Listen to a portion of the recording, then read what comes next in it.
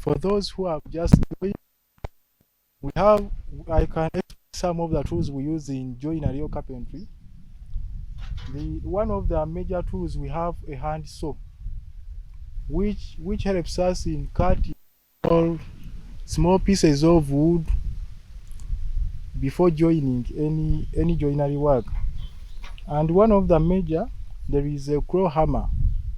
A claw hammer which is used to drive nails into the wood. From the claw hammer, we have a tape measure used to take measurements.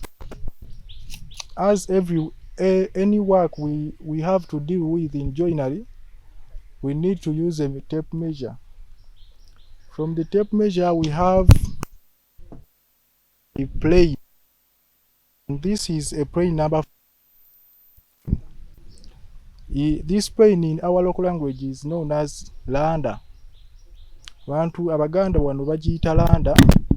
It is used to give a nice and smooth texture of the wood. From the landa, we have these chisels, and they are in different sizes, and each sizes is needed according to the work you will be required to do. This is a 1-inch chisel, and this is a 1/2-inch chisel. From the chisel, we have a square.